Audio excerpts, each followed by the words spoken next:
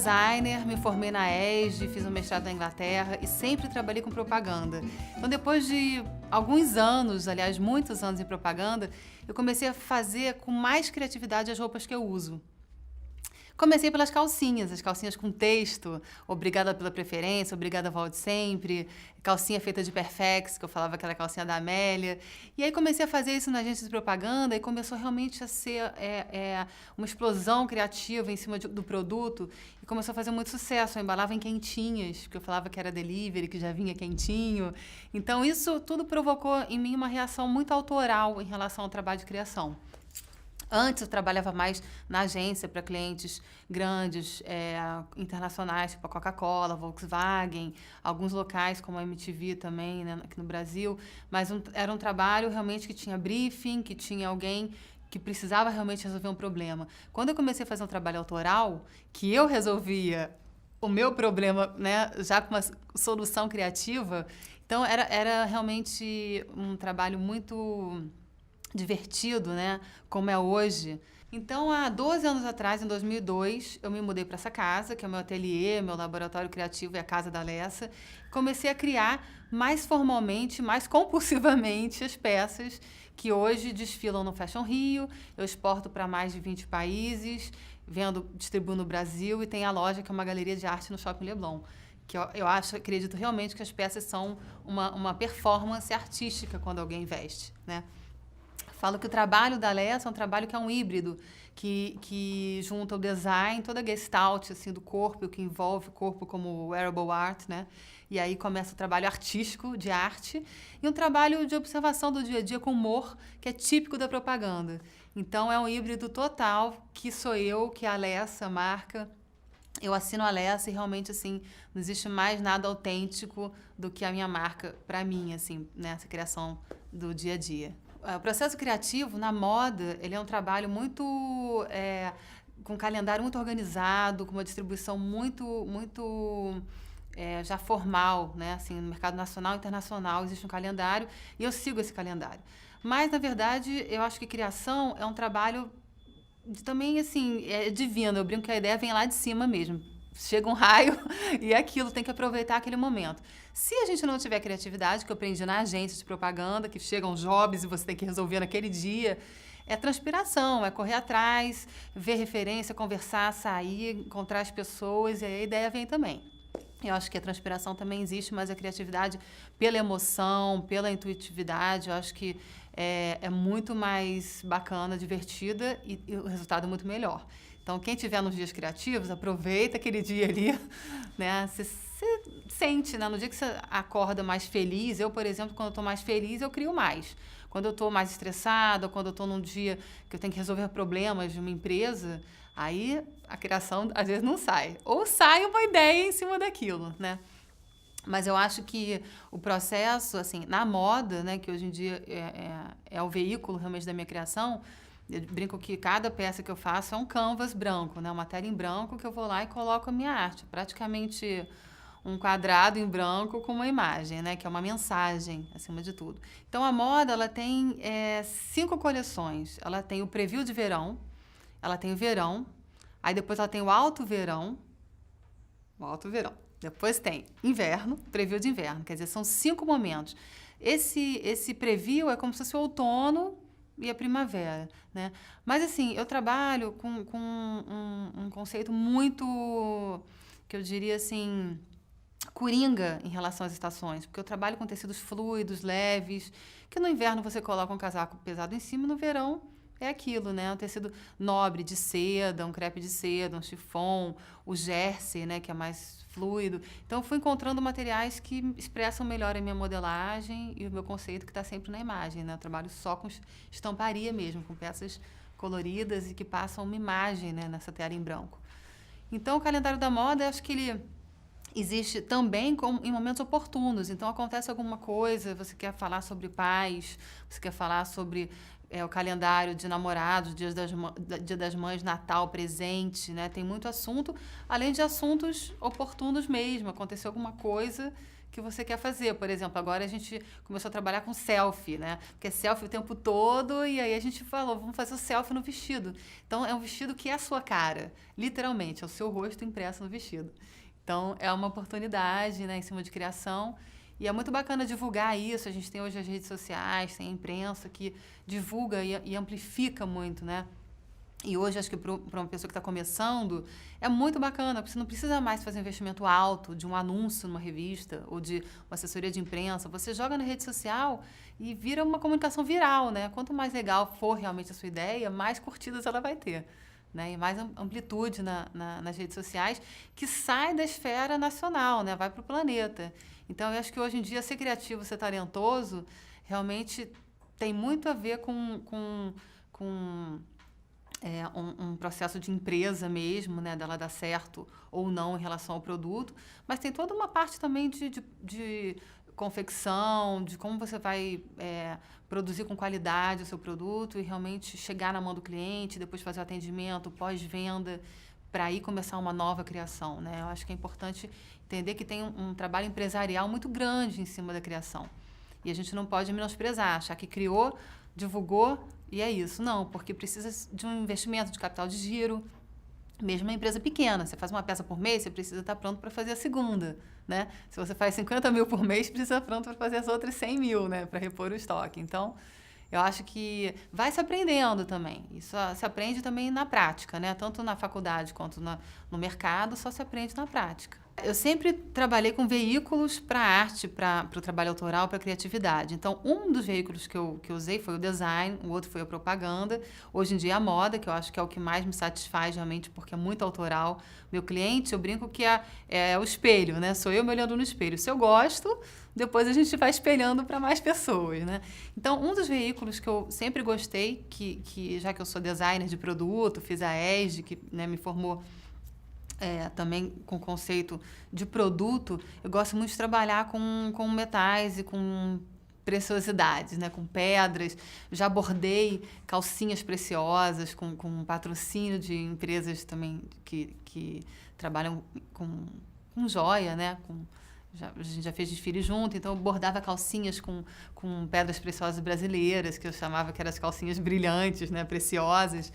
E hoje eu tenho um produto que é uma joia mesmo. Então, foi uma brincadeira em cima do noivado, do casamento, né? Daquela palavra sim, que eu acho que para mim é a palavra da minha vida, assim mesmo, de positividade, correr atrás, fazer o que gosta, é o sim do dia a dia. Mas realmente, assim, aquele momento do sim, né? Que a mulher responde sim, a gente tem como responder com uma aliança escrito sim. Então, ela é toda de ouro e ela tem o I, o pinguinho do I, que é em brilhante, um brilhante 4 pontos. Uma peça super de design, que eu gosto porque ela tem criatividade, ela tem a forma também super bacana e acho que é uma forma diferente, né? As pessoas olham, acham interessante quando elas leem que é o sim. Eu acho que tem um valor, assim, incrível. E eu gosto de realmente provocar uma reação, né? De passar uma mensagem, ter um retorno, assim, emocional de quem está olhando. Então, acho que é muito bacana, assim, ter... E são peças numeradas, só faço uma cada vez, né? Então, a gente vai, alguém procura, compra, e aí eu vou produzir outra. Elas são diferentes porque elas são feitas caligraficamente. Não tem uma igual a outra, né? É um sim feito realmente com fio do ouro, escrito como a gente escreve e assina à mão. Bom, tem uma joia também que eu criei para um desfile que eu fiz no Pão de Açúcar, no Morro da Urca, e a coleção era Made in Alessa, né, que é também muito autoral, e a gente trabalhou com vários quebra-cabeças de mapa, que é aquela vista aérea, né, que a gente tem lá do Pão de Açúcar, e as peças tinham bordados nas roupas com quebra-cabeça de espelhos, quebra-cabeças realmente verdadeiros, né, de papel, com mapas impressos, e além disso a gente fez uma joia que era um pedacinho de quebra-cabeça e a gente passou isso também para os clientes, né, durante o desfile, para a imprensa, porque cada pessoa realmente é uma peça do quebra-cabeça louco que é a indústria da minha moda, né? Porque é uma loucura realmente a criação, a venda, a distribuição, a logística. Então foi assim quase que um agradecimento para cada um que estava ali presente, né? Que era uma pecinha do meu quebra-cabeça. E foi uma joia também que é uma graça. Eu acho que sempre feito em parceria, né? Nesse caso foi feita em parceria com a Amsterdã Sauer. E num outro desfile, que foi feito aqui na casa, que chamavam de Em Casa, que brincava com essa coisa do entre quatro paredes, né? E do externo, né? O que acontece entre quatro paredes, que as pessoas olham de fora e olham de dentro. Então, tinha muito a ver com sagrado e com profano. As estampas eram todas assim, de longe era floral, era delicado, era super delicioso. De perto era uma orgia, era uma coisa que você só vê realmente entre quatro paredes, né? Então, assim, eram desenhos eróticos, muito pequenininhos, mas que parecia de longe, ai, que gracinha, que romântico. Quando chegava perto, tem muitas clientes que compraram, quando chegaram em casa, o marido falou, não vai usar. E aí, nessa coleção, a gente fez um pingente. E eu convidei o Antônio Bernardo para fazer o pingente, né, para ele desenvolver. E foi muito divertido, porque quando eu conversei com o Antônio, ele é todo sério, veio aqui na casa, eu fui contar para ele qual era o conceito. Falei, meu Deus, como eu vou contar que eu quero que o Antônio Bernardo desenvolva para mim um mini pênis, que para essa coleção era assim, como a mulher, ela tem tem uma cultura, né, de colocar na joia dela o filho, a menina ou menino pendurado, né? Aí nessa coleção a gente brincou, por que não colocar um amigo, um amante, um marido ou vários, né? Então essa era a brincadeira. E para contar para ele foi uma coisa assim, mas a cara do Antônio era incrível. Quando eu falei, aí ele falou assim, sim, muito interessante.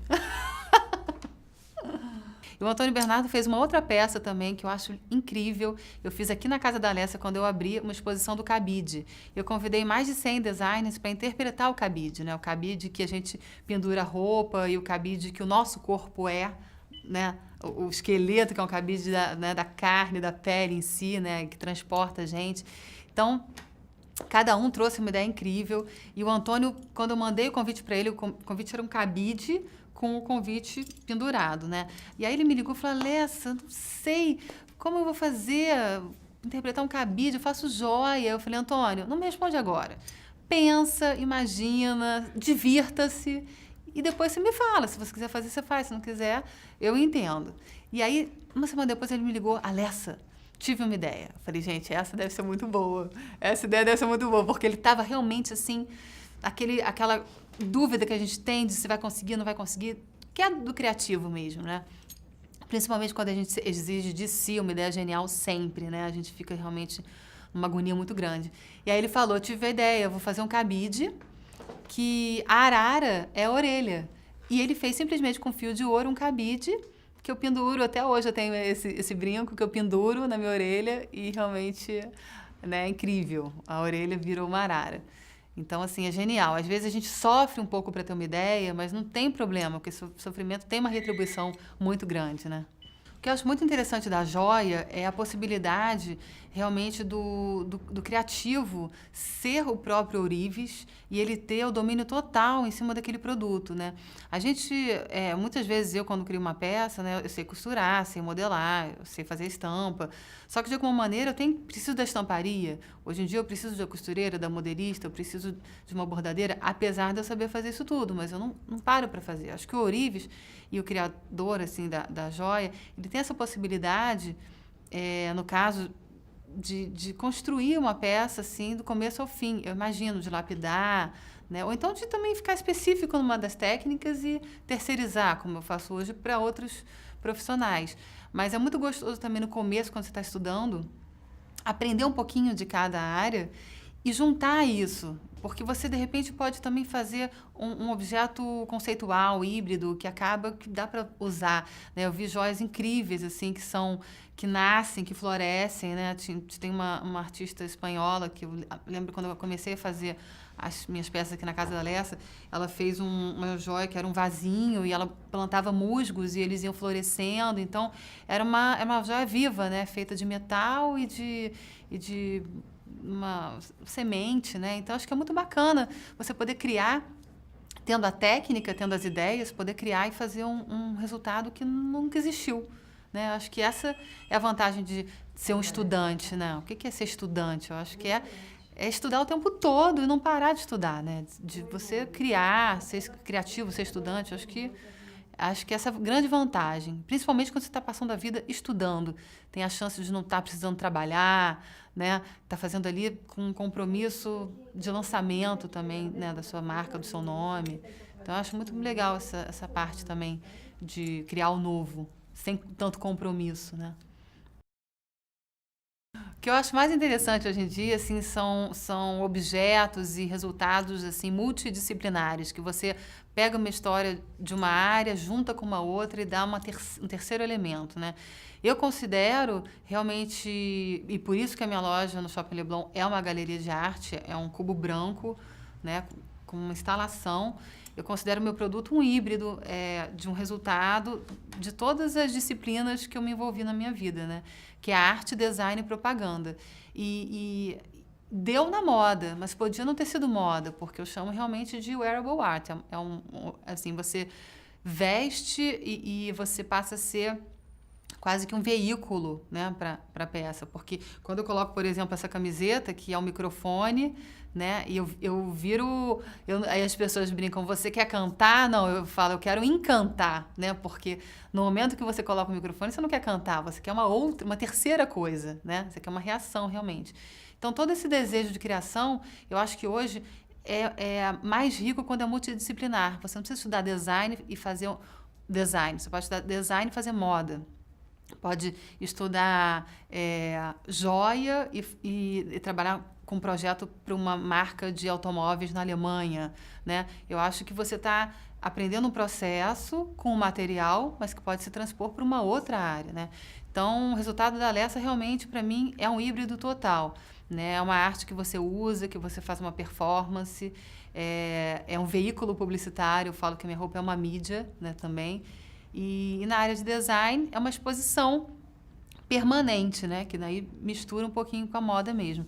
E eu acho que é muito importante a gente estar sempre se renovando e trocando, e por isso, de repente, uma premiação, eu acho muito importante, assim, na carreira de propaganda, né, e de design, na moda um pouco menos. Propaganda e design tem muita premiação, e acho que isso é muito bacana, porque você troca compete, mas compete de uma forma saudável, né?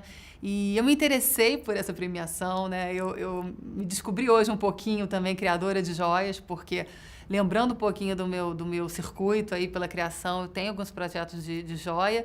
Quem sabe eu não me inscrevo e vai que eu viro uma concorrente forte. Acho melhor o pessoal aí da faculdade ficar de olho, porque eu vou me inscrever, hein? Vai que a aliança sim dá certo.